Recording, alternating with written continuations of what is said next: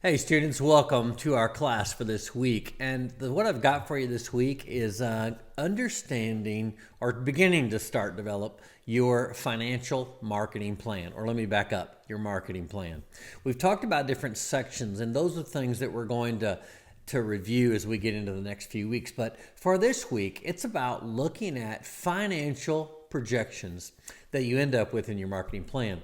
Next week, we'll continue talking about the whole financial statements and what you've got to report as part of your marketing plan. But really today is about trying to understand how do you quantify the value or the services of the value of the service or the items that you hope to sell in whatever business you come up with. So in this video, I'm going to go over the week. I have a homework for the week, and I want to show you how to do that. I also place some resources in the week for you to review to hopefully better understand this concept. So let's go into the week and take a look and hopefully get you guided through the content as well as make sure you understand what is due this week in the homework. Let's take a look. All right, when you go into your Blackboard area, you are going to see a week 9 and 10 that represents this semester. But when you pull it up, it's financial budgets. Now there's a budget example set that I've built, and I want to start with that first. Now I want to start with the end game in mind. So I am going to pull up this PDF and let's see, make this a bit bigger to help. But here is an example of a finished business plan that actually I did with students at A&M Kingsville a while back. Now, there is a introduction section where we would have written, and you'll go back and work on your other projects, of course, later before you submit your project at the end, I mean. So we've got a market analysis, things we've talked about in the class. There's the action plan and the 4 Ps in marketing and how we measure SWOT analysis and what kind of internal, external, our business proposal, and there is our action plan. But in your action plan, you have got a product that you are providing. And in some cases, you've got more than one product. You've got several products that you're providing. But we've laid this all out. We've moved through here, and we are looking at the financial part of the business plan. Now, there's always going to be a sales section, and then there's going to be 3 years. In this case, 3 years. There could be several years. And in this example, we are a business that is selling a care tag system that feedlot operators could use to better run their businesses. And so we've got different ways we're going to make money. We have the electronic ID tag combo. That'll make us money. We have just the tags, and then we have a lease revenue. So we've got 3 different ways we think we're going to make money. And each of these ways starts off and grows, in this case, over time. Now, these values right here and a little bit of these values are going to relate to just how big you think your operation is going to be in year 1, year 2, and year 3. So that's kind of the idea with this homework, is to try to make sure that we understand how do you create these dollar amounts and understand them, and hopefully write about that later in your plan. So that is what this section is all about, helping you get these sales created. Let's go back to your week. Also in this week, I created for you some examples. Now these are projects from previous years and where I helped them get a handle on how much they're going to sell. So let me show you an example about what I've done.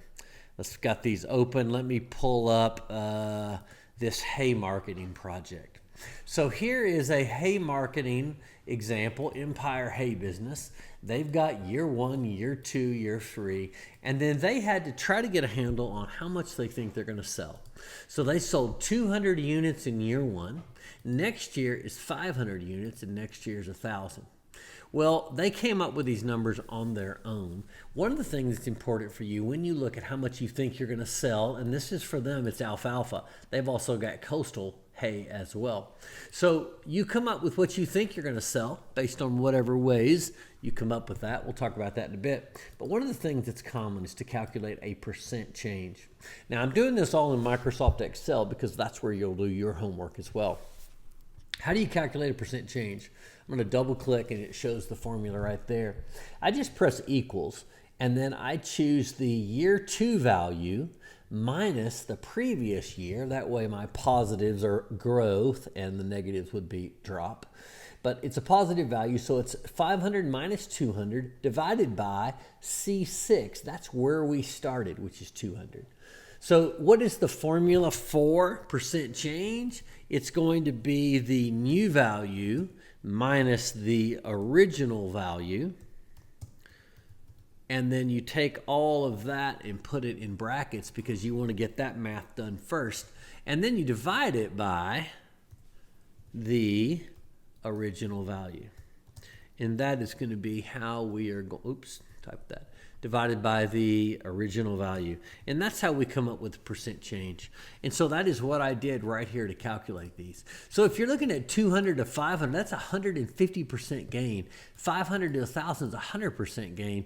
Those are pretty healthy changes. But that's the way they wanted to look at their business. And this is the kind of information you would write in your business plan. And that's the quantity I'm going to sell. Now, if I move through here, Coastal Hay, same thing, 500, 1,000, 1,800, same kind of calculations. You can see that they're definitely more aggressive in marketing alfalfa, just by the volume that they say they're going to sell.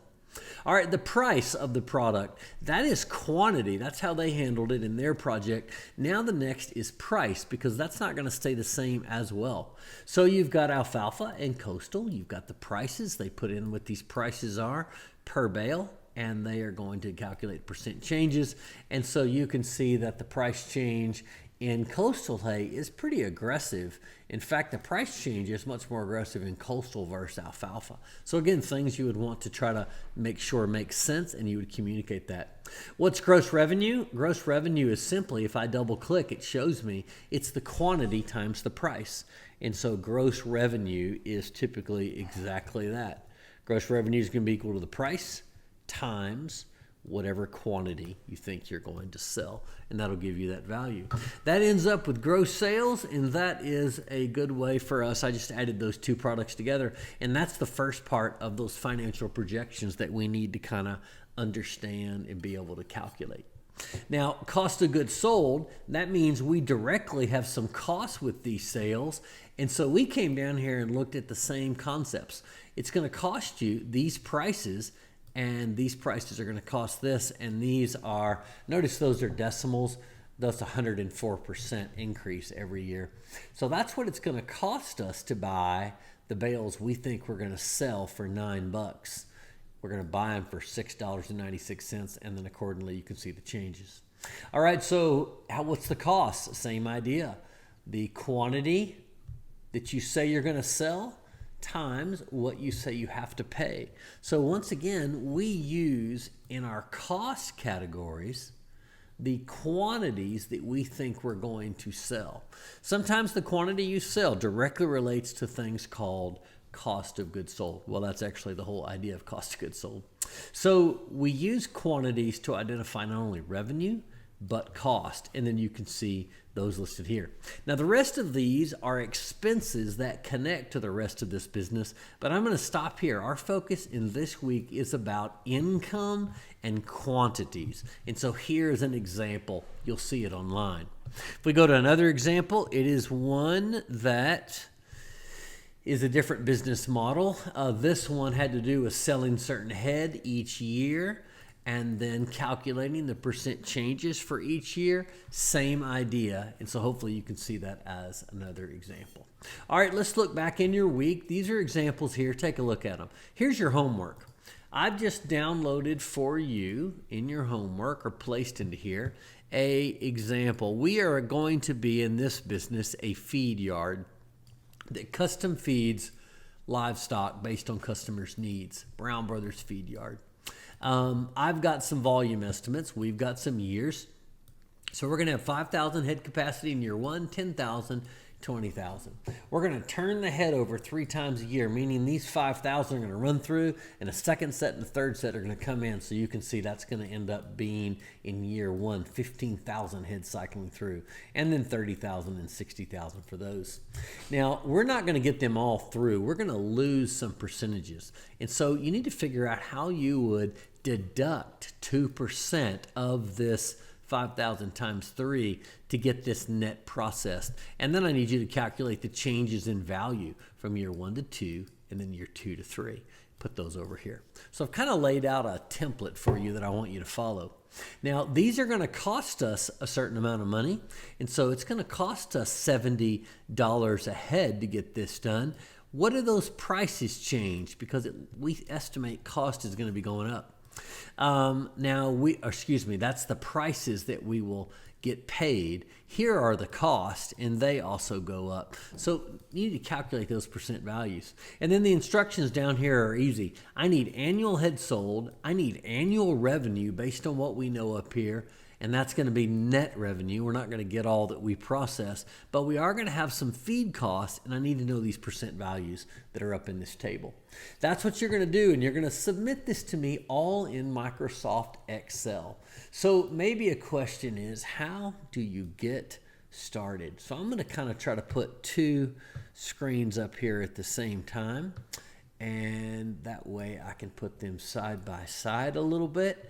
And so here is Microsoft Excel, and here is our table. I'm just going to go get a copy. So I go up here and choose copy, and then I just bring this over here and choose paste, and it's going to put those into those cells for me. Now let me make this a little bigger so you can see better.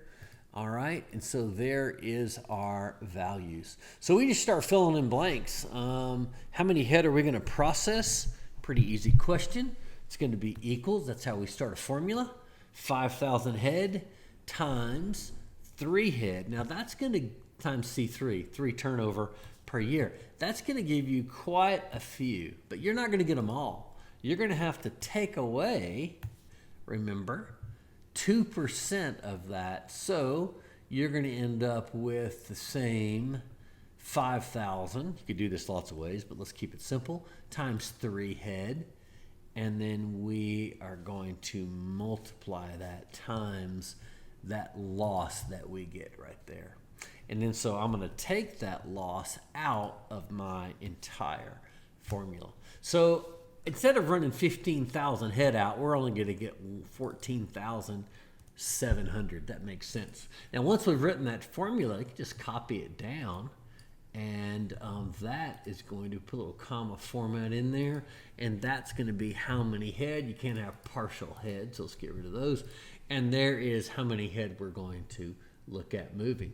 Now, what about the change? Well, equals. And we're going to go from the new value minus the original value divided by the original value. And that looks like that is going to be a percent value, and that's 100% return. That makes sense, 5,000 to 10, and then here we go from there to there. And so those are going to be formulas. Now what's nice is these things are all formulas. So if you came in and said, what if we lost, because we weren't as good, what if we lost 4%? And then what if we lost 5%? And then what if we did finally drop to 2% loss?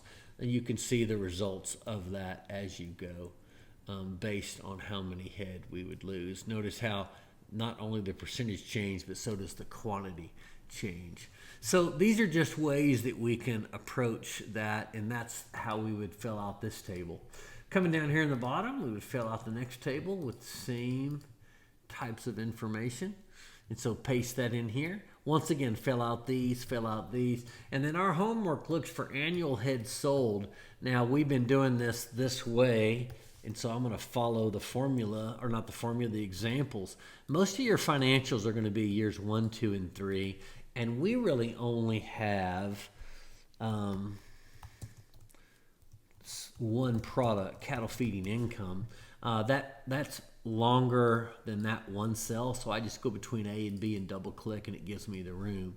So the income is going to be 1, 2, and 3, and that's going to take into account the number of head we process and the value that goes with those. And so, for example, in year 1 equals, it's going to be that we processed right now this many head. Now I've altered these values, so you're going to get different numbers than I am, but that's the number we said we would be able to sell multiplied times that price and hit enter, and it looks like that should yield us over $1.8 million in income.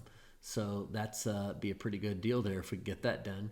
Year 2, what is that? Same idea. It's going to be that number of head times the price that we think we would get in that year. And then it'll finish that formula for me, and it looks like that's going to run up to 2,160,000. And then here, same idea. We are going to be 58,000 head times that $85 price. And so we're going to, looks like there be 4.998 million. So that's my income calculation. Need to do the same thing for the direct cost on how much we're going to spend in feed. And then you need to make sure you do the percent value changes as I have listed. Okay, hopefully this video helps you see what we're looking at this week. All of you have a business plan idea. We'll get back to that.